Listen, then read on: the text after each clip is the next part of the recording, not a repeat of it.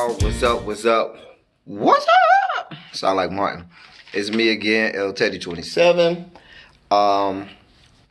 Angry Teacher Chronicles, and this is yet again my review for Love and Hip Hop Atlanta Season 8, and this is episode 12. Yeah. Quick appreciate you to all y'all who are watching this, however you came to see me, whether you subscribed or hit the notification button, whatever, however you got here. Appreciate you. All right. This should be pretty short because, it just wasn't a lot for me to go on today. I'll do the best I can as I look at the copious notes that I took. All right. So we start off with the aftermath of the confrontation, fight, whatever, between Carli Redd and Pooh. Because that's how I feel like you have to say her name. Pooh. Anyway, Tokyo trying to throw a chair, all this foolishness. It was so pointless. Another orchestrated fight by Mona and her evil little henchman. It's good. It's so good. I ain't gonna even lie to y'all. There is alcohol in this today. Anyway. So then you have, it breaks up. Carli goes out in somewhere, and Mimi, Pooh leaves. Mimi is trying to talk to Pooh, and then, wait. Yeah. You see how much I give a fuck. You see how I am struggling. Yeah, Mimi goes out and talks to Pooh. Rashida comes out and talks to Pooh. And I'm like, why y'all out here negotiating with terrorists? Like, she's a fucking terrorist. Everywhere she goes, she tries to hold people hostage with her expert level brand of fuckery. I mean, Pooh. Oh dear God. Whatever. You got Carli sitting at the table with the rest of them, trying to cry, and ain't not one tear coming out her eyes. Talk about some, oh God. Talking about some why we brought, like,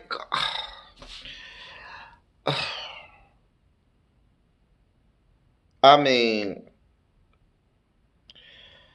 I didn't have not a damn to give. I did not have a fuck to give.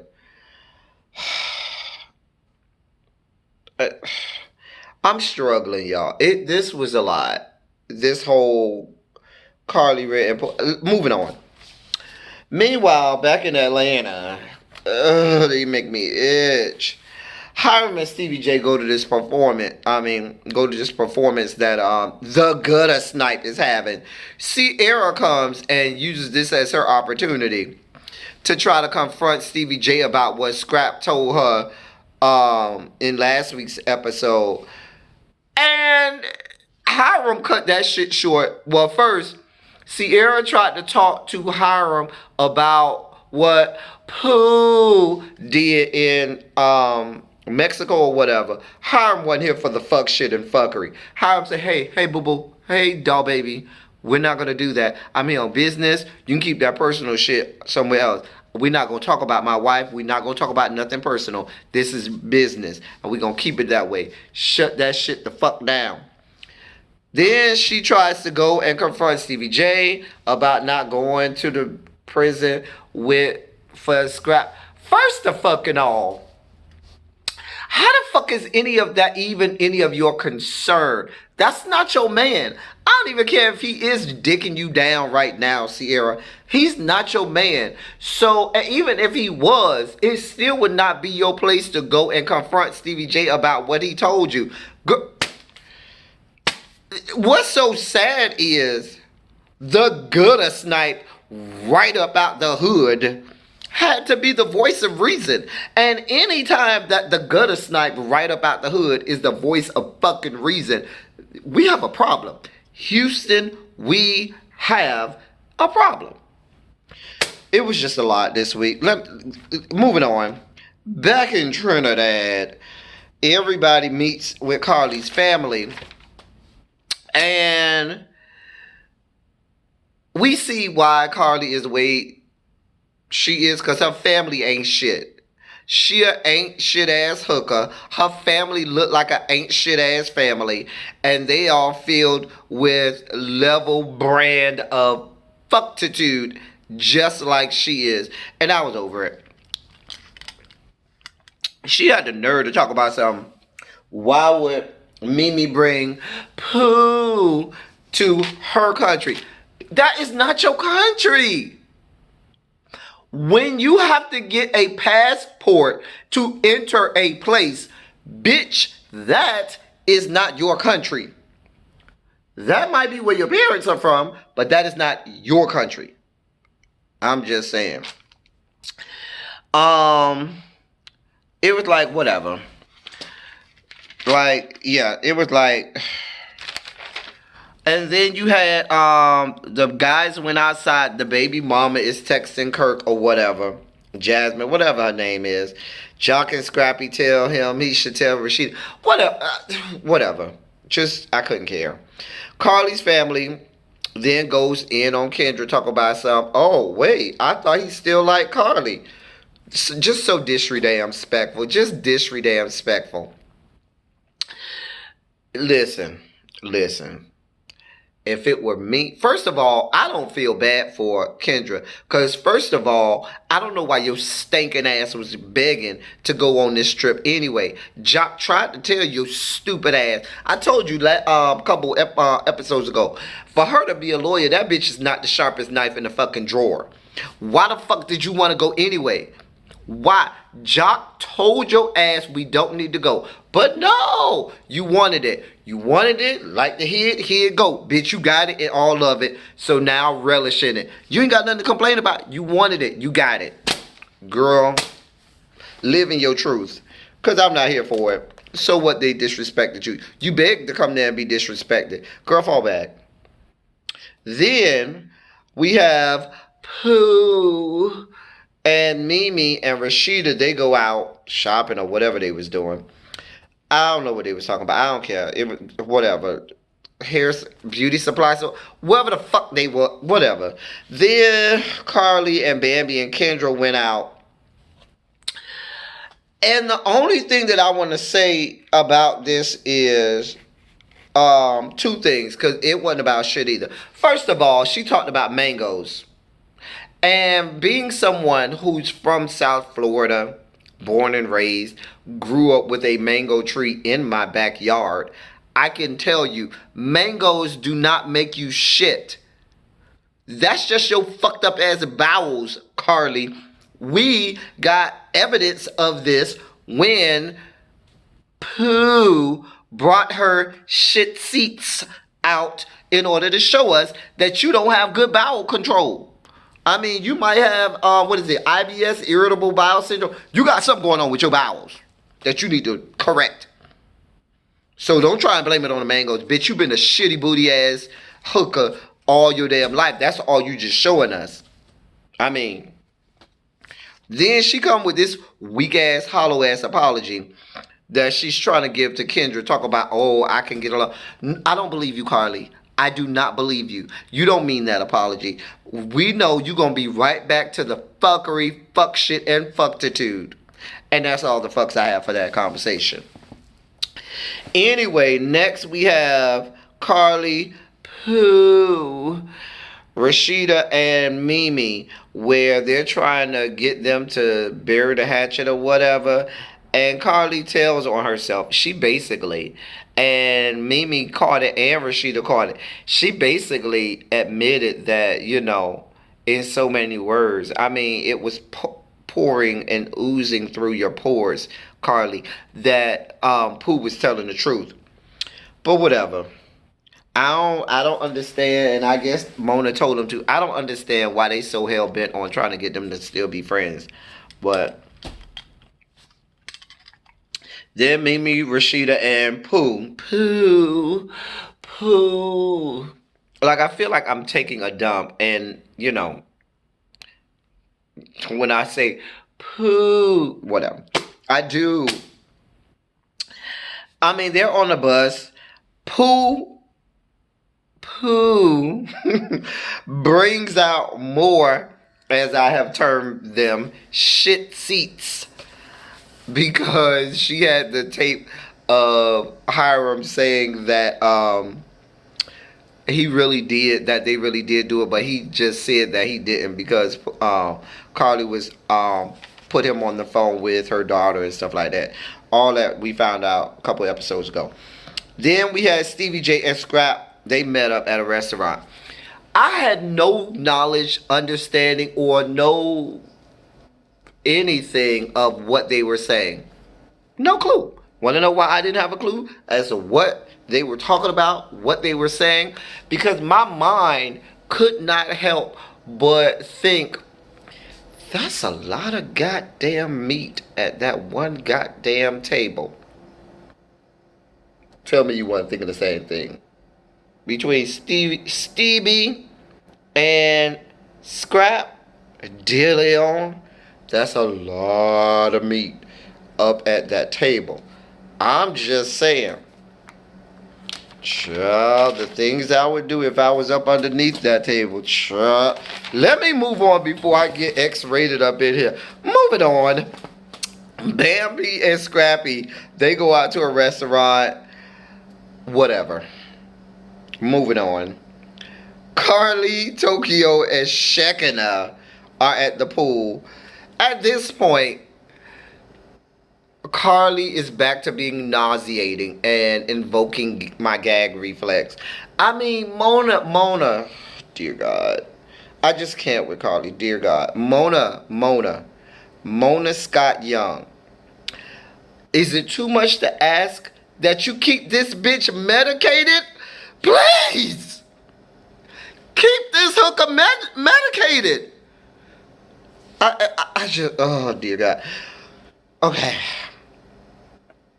And then, in our next scene, we have our hashtag FTFB. Fall the fuck back moment. Our fall the fuck back moment this week came in the form of a conversation between Young Jock and Lil Scrappy. Young and Lil, which makes sense for somebody named Young and somebody named Lil to have a fall the fuck back moment. Anyway, Jock and Scrappy have this whole conversation. Jock shows a ring or whatever that he wants to give to Kendra. Scrappy then tells Jock that, Kendra told Bam that she don't want to have no kids. And then Jock act like he was upset. Wait a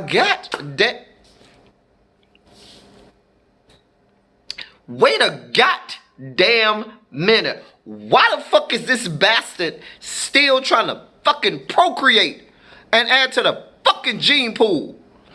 There are a couple reasons as to why his monkey ass don't need to be adding to the gene pool no more. I can give you two reasons. One,